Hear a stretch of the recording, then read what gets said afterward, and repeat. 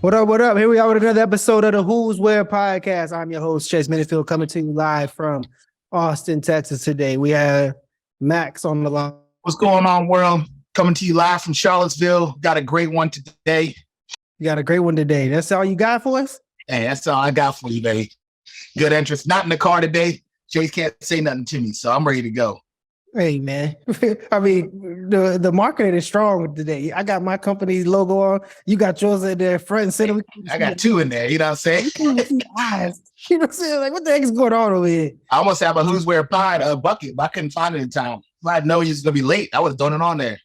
Oh, it's crazy. Well, special guest today. We have a special guest coming to us, actually from Charlottesville.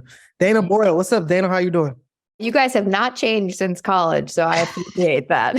Yeah, that's true. Max and I should have done the podcast together because we're both in Charlottesville, but all is well. It's a beautiful day today. It's finally feels like spring, so good vibes. So you're familiar with Max's dog then, right?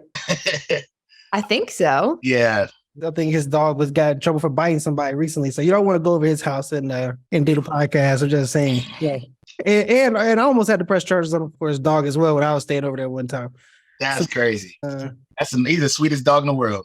Yeah, he's sweet, but he's definitely running things over there. He don't have no leadership. You know what I'm saying? So, well, let's jump into this thing. So, Dana, tell everybody what you're doing currently. What are you up to these days? Currently, I work for ESPN, and I'm an analyst in the spring for lacrosse, college and professional, and I do some reporting for the Premier Lacrosse League, which is the men's professional league. And then in the fall, I am a sideline reporter for college football. Oh, that's dope. How did you get into this? Like, let's just start off with, how did you get into, what made you want to start down this path? Well, when I was a student athlete at Virginia, I knew that I wanted to do something in sports, playing lacrosse. I wasn't really sure what that future would look like. There wasn't women's professional lacrosse at the time. So I think at that juncture, I was like, okay, I'm going to play 4 years at UVA. I loved my experience. And then I'm going to go maybe try and be an athletic director, I thought at the time.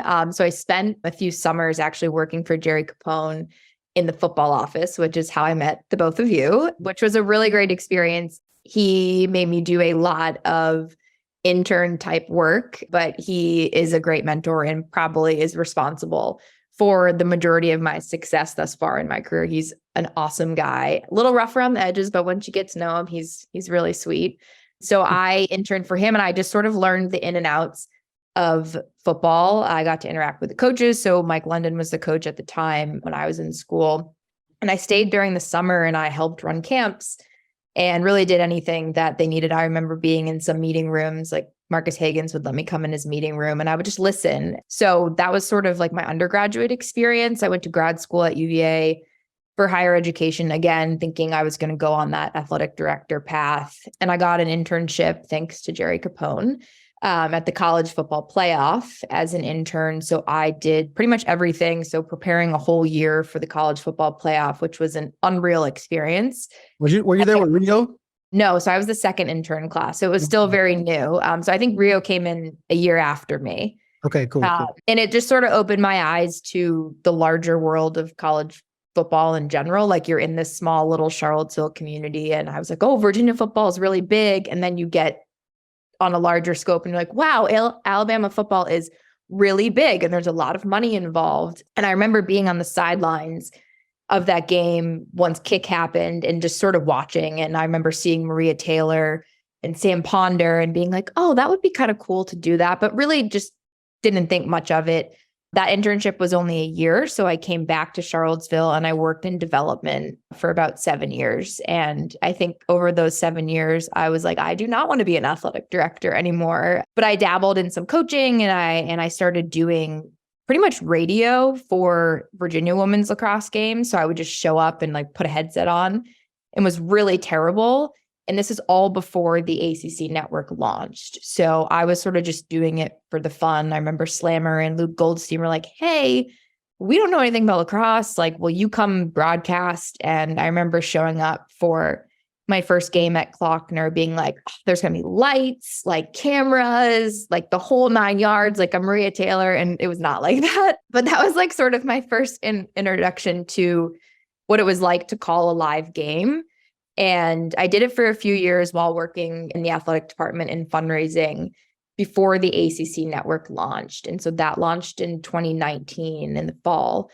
And I remember Slammer passing my name along to an exec at ESPN who were looking for lacrosse people. And so that was sort of my in to ESPN. And then the spring came around and they needed somebody to call games. And so I did my first like television game in March of 2020.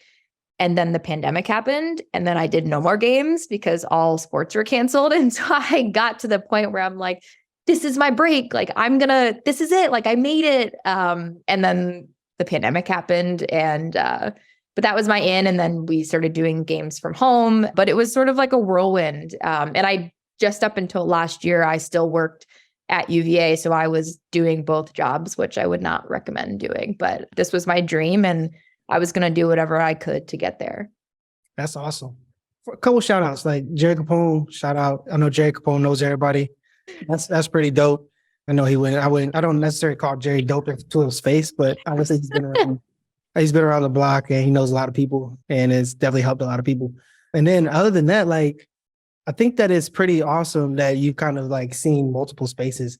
And, one interesting thing about like my company is that we do security for the ESPN sideline team and at University of Kentucky. If University of Virginia needs like sideline reporting security, like Max, he can handle that. Definitely. That's no problem. We got a team. We have to use our ESPN connections for that. But we do it for University of Kentucky. And, our team, we got to make sure that everybody's solid, and UK has a big game, right? They have like the Alabamas, they're all coming to the Commonwealth Stadium to play and things of that nature. But I've learned how big ESPN is, right? Like ESPN is humongous as far as like the different type of people in the space. Like we have a new rep every single week we have to work for ESPN.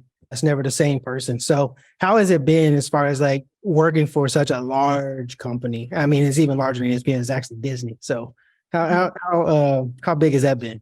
It's been really interesting. I've loved my experience so far. I think starting doing games in one game really in 2020 when the ACC network launched and then COVID happening. And then they sent us all kits to literally broadcast from home, which is bizarre. I'm in my living room, like doing a game and I'm like getting hype after a goal score. I'm like, I live in an apartment building. So my neighbor's like, what's going on?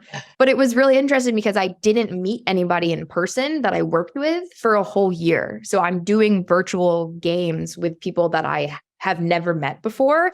And it was so fascinating how quickly we became friends to the point where when I did start going on the road again, after we were able to, once the pandemic kind of loosened up, that I was like, did I meet this person? Because we formed such a common bond because we love telling stories about student athletes and we love sports. So meeting all of those people for the first time was awesome. I'm constantly impressed and surprised. I learn things every day. Like I'm working with a play-by-play person who doesn't play lacrosse. And so I can learn things from them and they do many other sports. When I'm a reporter, I have never played football. So I'm learning from the analyst in the booth. I'm learning from their play-by-play.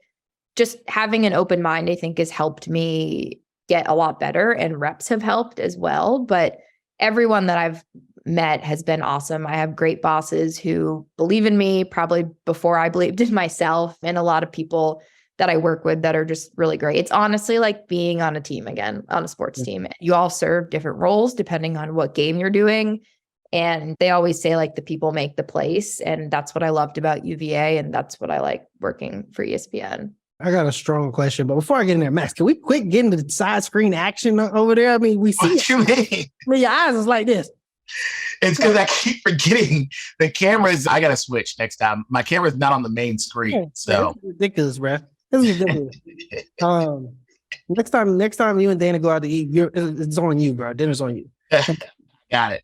But Dana, so can you explain to us like what are the like positions, I guess, of like, because you said you're a reporter, an analyst. Like there's been like 2 or 3 different, like, I guess there's a sideline. I'm not sure, but it's like 4 or 5 people that are all calling the game, I guess, at least from the TV perspective. And what are the different roles for different people? So the play-by-play, think of like a Chris Fowler. So his job is to tell you what. what's going on the field. So Chase is passing the ball to Max. Mhm. And then our Curb Street, who would be an analyst, is the how and the why. So this is why the quarterback was able to have a successful completion or pass or whatever. So the expert really is what the analyst is. So I am that during lacrosse season. And then reporters are just reporting on facts. So when I'm on the football sidelines, I am just reporting on the facts. So-and-so just yelled at his whole entire offensive line that you need to protect me better. I'm not necessarily being like, hey, they're running the option or they're doing XYZ, because I'm technically not an expert in football. Where I think it gets really fun for me and a challenge is when I cover men's lacrosse in the summer for the Premier Lacrosse League, which is the professional league. I get to do a hybrid of both reporter and analyst because I did play lacrosse. And so it's a merge of the two. Yes, I'm reporting, but I'm also like, hey, that's the third time that they passed at X and they're not successful and the goalie's not seeing that. So I love that hybrid. And it really helped me, or it is helping me get better at asking questions. I didn't think that would be something I would not be great at. But it's hard to ask good questions because you're not just asking the question as a reporter. You have to ask a question in the way that you want to get the answer from the coach. And sometimes that's difficult without them just being like, we need to play better. Yeah, So it's challenging to bounce around. yeah. Play-by-play I'll is... tell you one thing. I'm not the coach you want to ask a question after that. That I'm shit. not that coach. He's There gonna are brush you some off. coaches Oh, that yeah. are better than others, and I won't say names, but it's fun. It's like a challenge. I'm like, okay, what type of what coach am I going to get at halftime? Like, coaches are sometimes difficult depending on if they're winning or losing, or depending on if the team is meeting their expectations. So you never know. But it's like, You it's ever like hold on, feel or man. get One that like second, Max, one oh, second. oh, Max, go ahead. one second. Hey man, you Hey, go ahead, bro. hey, it's contractual. It's contractual. The coaches have to do something with you guys, right? Before the half in the game. That type of situation. It's contractual between their media or something like that. Is that facts or the can To they to an extent, there have been coaches that are like, I'm not doing this interview, and I'm not fight them. So then I just report on the facts and say, the coach went in the locker room and asked to not speak with me. So, all right, cool. but All for right, lacrosse, it's a little bit different. The access is much greater in lacrosse. I'm in the huddles for lacrosse. They let me do that. But football, I can't even hang out behind the benches. So there's just different rules for different sports. yeah, for sure.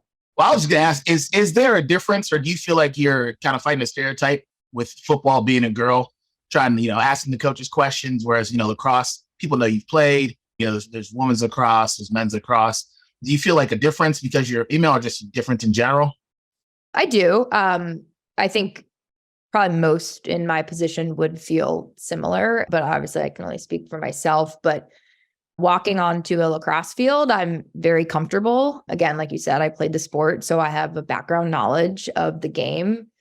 But in football, I do not have that knowledge. I watch the game. I understand when I'm watching a game, but I didn't play. And so there's a different respect level. Maybe it helps when you have really good play-by-play and analysts that are with you who, believe in you and show you respect. And that helps when you're meeting with the offensive coordinator or you're meeting with the head coach. But every coach is really different. I've been in meetings where I ask a question and I don't get made eye contact by the coach. There are other times where I do.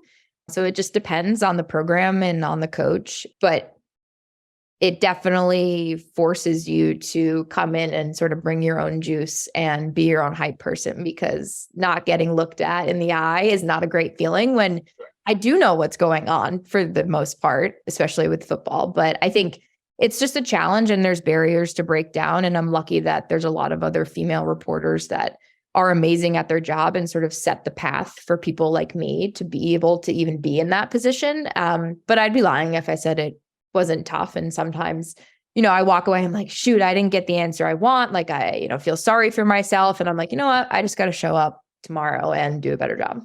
Were you nervous? Were you nervous at first, as a reporter? Who gave you your questions, or did you come up with your questions the night before? First of all, I still get nervous doing football games. I still get nervous doing lacrosse games too, but I think it's more nervous energy for lacrosse. But we come up with our own questions. So I think that's maybe. Everything is on like YouTube these days. So like if you like say something like I ridiculous, know. like it's gonna live forever. You know what I'm saying? True. Yes. There are times like with lacrosse, I sort of just like know what I want to ask. But with football, you know, if I have hey, I'm thinking about asking coach this, like I'll hit my producer and be like, what do you think about this question? Or usually we'll get the winning coach going into half for football. In lacrosse, sometimes I challenge that and I'm like, hey, let's get the losing coach. Like we'll get a better answer. Football, I don't really want to dabble with that. Good with sometimes you get the winning coach and they're still unhappy because they want to be winning by like 100 points. But we come up with our own questions. When I first started as a reporter, like hybrid, I would like pre-plan questions. And I when I would go back and watch myself as a way to like analyze myself and get better, it just didn't seem natural. Like I was going to ask a question regardless of what the coach said. And you usually get 2 questions. And so I was just asking a follow-up question that was just a question I had pre-planned and it didn't flow. And so now I go in with 1 question. So, you know, what do you need to get your offense started? Like, what do you need to do to get the chemistry on the offense going? And they say, hey, we need to get so-and-so involved and so-and-so involved. And I'll come up with a follow-up and be like, well, defensively, like how can your defense give your offense juice? Just like a flow question. But we definitely come up with them ourselves. Football, you have to be a little quick because the coaches don't really wait for you. Lacrosse, you can sort of take your time. That makes sense. So let's run it all the way back now. So tell us, where are you from and what made you decide to come to UVA?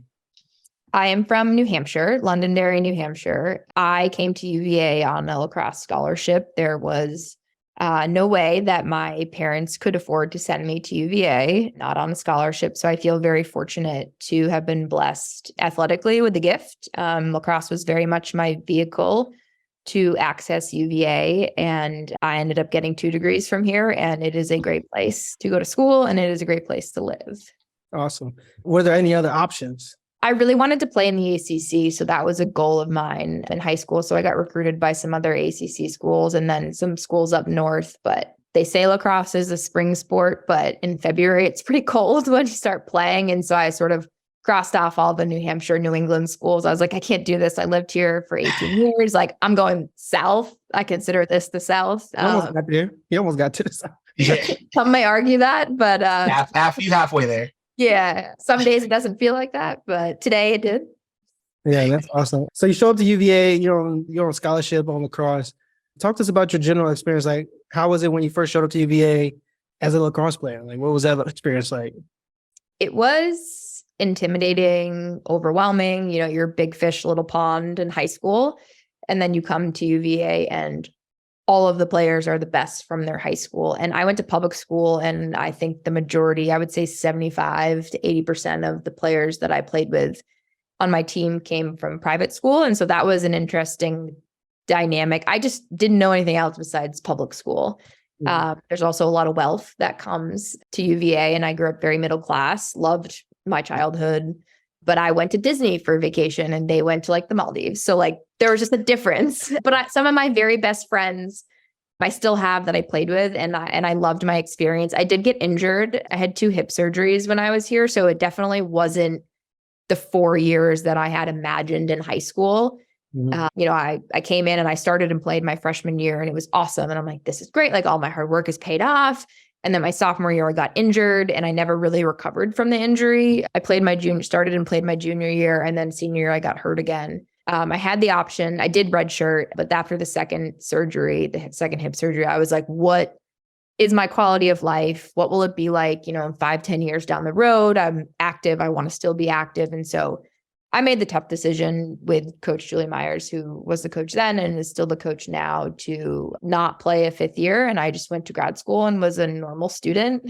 And it was great. Yeah. I loved it, but definitely up and down. But I'm now I can say that I'm thankful for that experience. It taught me a lot. You know, life doesn't always go how it's planned. And, you know, you've got to get up and pivot and learn to pivot again. And when you think you can't anymore, you know, life throws something else at you. And it's given me a lot of perspective. I know it sounds like cliche or cheeky, but just honestly to be grateful for any opportunity. And I try and, you know, translate that in my career at ESPN, it's really easy to look at other people and say like, hey, I want this, or I should be doing this, but just be grateful for where you are and sort of enjoy the process. I'm trying. It's a lot easier said than done. Some days are better than others, but today that's sort of how I feel. Hips are tough. Hip injuries is tough. Like that's not Yeah. nothing to play with for sure. What was National Lacrosse League formed when you graduated? The women's team, the Yeah, national pro team. Yeah. So it was just like the World Cup team. And it was, but there was no like summer. Now there's like Athletes Unlimited, which is like the women's professional league. That was not the thing when I played. Gotcha. There's been many different iterations of it, but the US team was an option. Did it make it a little bit easier making your decision, knowing that there kind of weren't that many options after college? It did for sure. Just after I got the first surgery, it changes your perspective. Like I remember always saying, like when I was in high school, like I want to go to a school that I would love if I got hurt and couldn't play again. And it happened. And I still live in Charlottesville. So clearly, you know, the university and town is amazing, but it definitely made me live those words. Now, when you were in your fifth year and you decided to stop playing, what were you able to do, like in your like education and like social life that you weren't able to really get done out in the like athlete space? Like, was there a noticeable difference there? I think, yes, to answer your question off the top, during my 4 years as an undergrad, in the summer, I would stay and take summer school like most of us did. That's how I met Max. But I would intern in the football office with Jerry. So I interned in the summer. And so for my fifth year, when I was getting my master's in education, I had an internship during the year. So I actually got to see what it was like to work in the athletic department during the academic year. I worked in the Athletics Foundation during my internship. So that was different. It was sort of like a 9 to 5. I would go to class and then I would head over to Bryant Hall where Scott Stadium is. And then I would do it all again Monday through Friday. But I did have a little bit more of a social life. That was really fun. But also like people are always like, I wish I had more of a social life in undergrad, but it wasn't all it was cracked up to be. Like I would way more rather play 4 years, play lacrosse. You still have a social life when you're a student athlete. I liked the structure and the rigor, and I thrive on that now, like having a set schedule and meetings. And so it was an adjustment to make. I think at first I was like, this is going to be great. I can sleep in, I can do whatever I want. But I found myself being like, what do I do with my free time? And I still am like that now. I didn't have a game last week and I'm like, I guess I'll watch Netflix. I guess I'll start a show. Like I went on like 2 walks a day. I'm like, what do I do with my free time? All right, so we're at there. So like post UVA, like, is this what you wanted to do the whole time? Of like, I know you said you went into the development office and things of that nature. Like, how sure were you? Like, or were you just trying to figure it out? I know you said athletic director, you said development, you landed on this. Like, were you just trying to figure it out type situation, or were you like, there's a few options here that I'm interested in? It seems like everything was kind of sports related, though. It was. Working in the Athletics Foundation right out of college was amazing. So I was still involved in the athletic department to an extent. I got to know a lot of the coaches, current student athletes, administration, like still worked with Jerry Capone. So immersed in that sort of administrative, which I really liked, but I was always doing something else. So I was like working at VAF. I was a head coach at Western Albemarle. And then I was also doing broadcasting on the side, just very one-off, sort of like had my feet in all these different areas and hands in all these different areas, just being like, I don't really know what I want to do. I worked in the Athletic Foundation for 3 years before I made the switch and just went to university advancement and development. So I actually ended up working at the engineering school for 4 years in development while I was part-time with ESPN, which was really difficult. I had to make a choice. I was like, I can't do all these athletic events, working in fundraising, and then also on the weekends, which most of the athletic events are on the weekends. I can't do both. So something had to give. I wasn't willing to give up broadcasting, and nor did I know if I had a future in it. I was just like, I think I'm kind of good at this. Like some people are giving me good feedback. Like I'm just going to keep kind of dabbling in this and see what happens. I did my first football game in 2021. So like it hasn't been that long. It very much is like slow and steady gets you to the race. Like it's not winning the race. And so a lot of people will ask me, it's, what did you do? And I'm like, I grinded for 4 or 5 years doing like 3 or 4 jobs. I was so tired, like didn't have a social life. I sacrificed a lot like we all do for our dreams. And, just this past year was when I was able to leave UVA and go full time with ESPN. So it was a long journey, and I'm sure the journey in a different way is just starting. But I don't know if I always wanted to do this. I think I had glimpses of it, but it doesn't feel like work. It brings me a lot of joy. I think for me, being involved in a women's sports that's on TV, like I didn't have lacrosse on TV when I grew up. I had women's basketball. And so that was sort of my first introduction to watching female athletes on TV, being really good at their sport, being aggressive, showing emotion, showing passion, and being like, okay, that's okay. Like maybe I could do that. And so that was like my first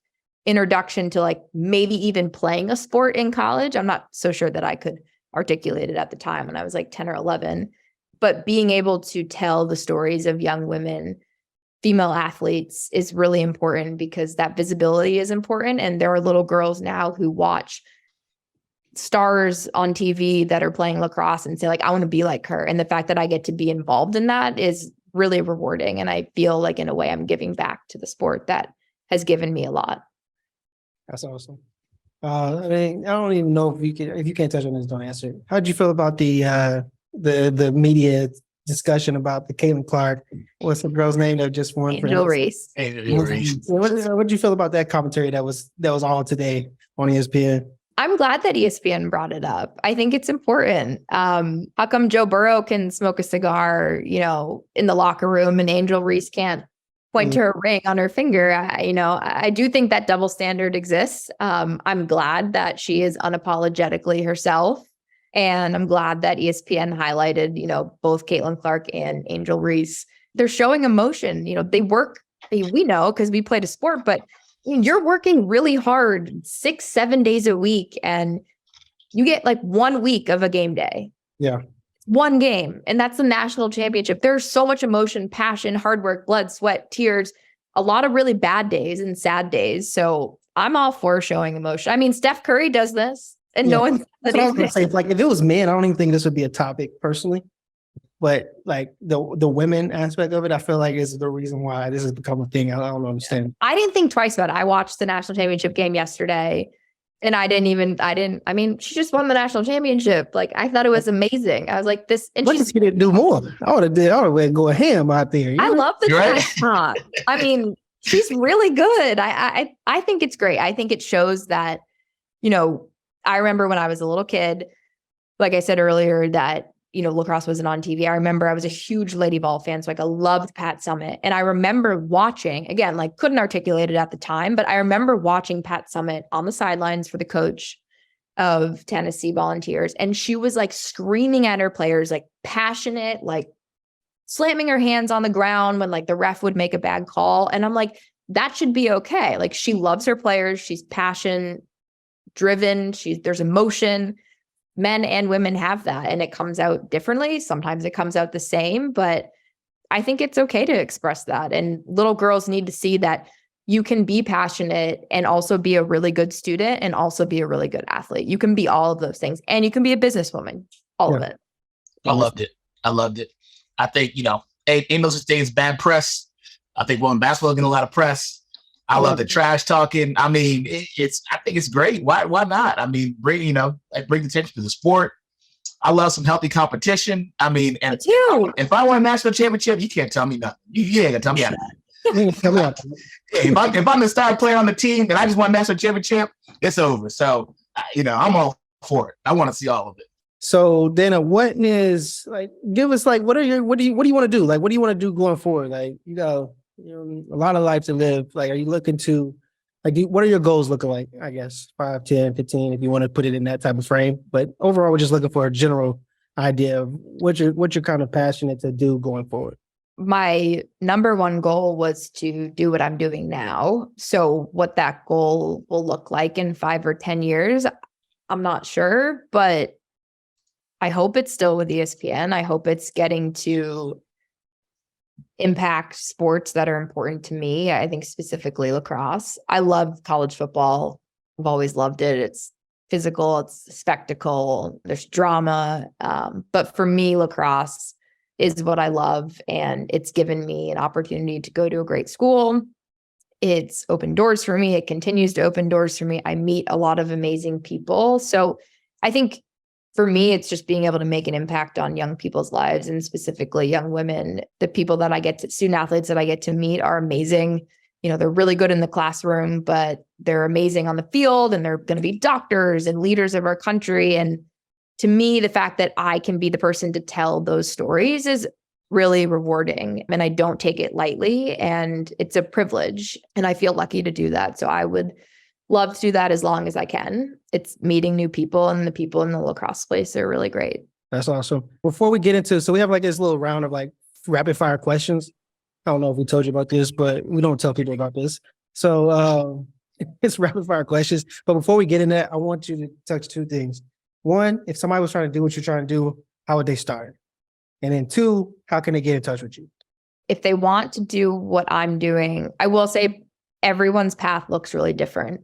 So people are always like, do I need to go to broadcasting school? Like UVA doesn't have a broadcasting school. So I did not have that option.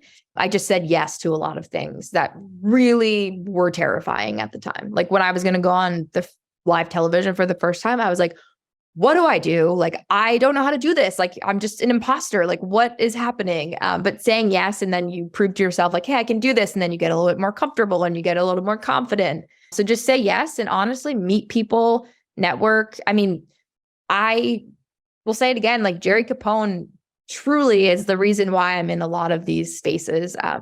Yes, I worked for him in the football office, but he has continued to be someone that's really constant in my life. He still calls me. Sometimes I don't answer and he gets upset, or you call him back and he says, hey, let me call you right back. And I'm like, you called me. Like, what are you doing?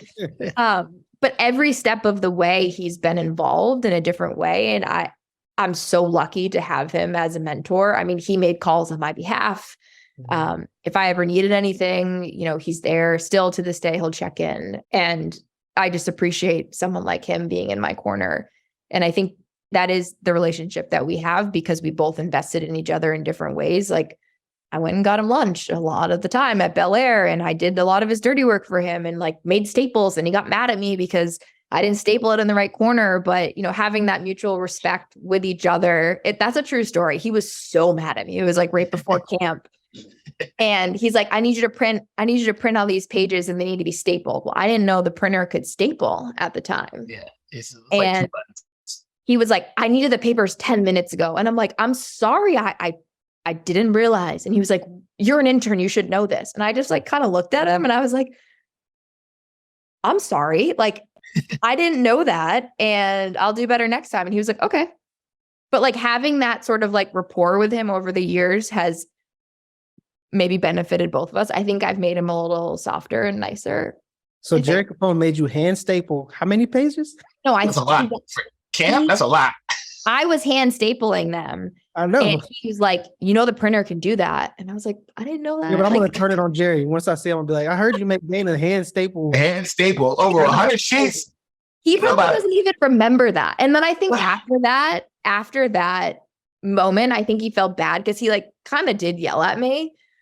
And then from like the rest of the summer, he just like bought me, he'd be like, hey, here's my card. Go get me something at Bel Air and go get yourself something. And so I think that was like our bonding moment where we, you know. Whenever somebody says they kind of did yell at you, kind of yelled at me. That means they yelled at He did. And I was like, I was 19. I was 19 years old. And I was like, he's intimidating, like bald glasses, like kind of curmudgeon-y. He walks around like he's running things. He walks around like he's doing things over there. He's like kind of curmudgeon-y, but he's like the best. Like he's the best. If you know him, he's the best. But like he comes off as like curmudgeon-y. He has a lifetime like full access pass at Scott Stadiums. They need to check that. Anybody that does security at Scott Stadium can go to that badge. You know what I'm saying? Check the date of that badge, man. And like I see him like living in Charlottesville still, like I see him like driving around and he's like on the phone while he's like driving. And I'm like, this is dangerous. Like this man is a danger to the roads. We're going to send him this episode for sure.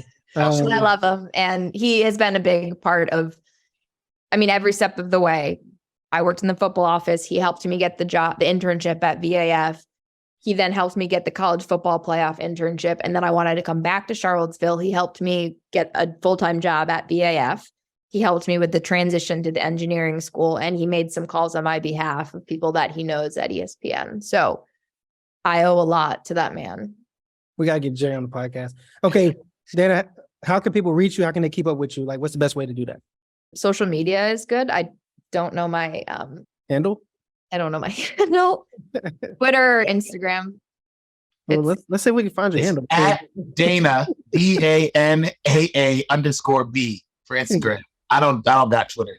There you go. There I you think go. Twitter is just my name. Come on here unprepared like that. Don't know how to get you. You got to blow up. I'm not All right. very good at social media. Here we There go. you Here goes the rapid fire questions. Are you ready? I mean, after Yeah. this is done, it's finished. Your podcast over. I'm a little nervous, but yeah. Max, do you have anything else? You did decent today. I mean, except for the fact you turned the light on finally. I mean, you was dark as heck over Bro, there. hey, Jake, you see me? It's because the camera it's off the glare. So that's why I kept going back and forth, trying to make sure it'll brighten me up a little bit. And I leaned back I one don't know what time. the- I I don't know lost what the heck myself. you're doing. I don't know what the heck you're doing. All I know is they will put you in the special classes if you if they ever see this tape. You know Don't what do I'm saying? that. Don't do that. I'm good. I'm good. Go ahead. All right. So here goes the rapid fire question. So this is just person, it's just this or that. And you choose one. All right. Okay. Hotels or Airbnbs. Hotels. All right. Listen to books or read books. Read. Go to the movies or watch Netflix. Netflix. Cable or stream. Stream. IG stories or IG posts. Stories. Watch the news or read the news. Read the news. Would you rather start a podcast or would you rather write a book? Podcast. Apple or Android? Apple. Detroit pizza or New York pizza? All I've never had Detroit pizza, so New York pizza. right. And then if you were moving, would you hire a moving company or would you get your friends to move, help you move? Definitely hire a moving company. Which company? Which company? Your company. There it is. Moving forward. Thank you. Appreciate it. Are you going to give me a discount though? Oh, come on. It's Lily. Take care of you. Don't worry. Okay. All right. Well, Dana, thank you. Appreciate it. This was a great episode.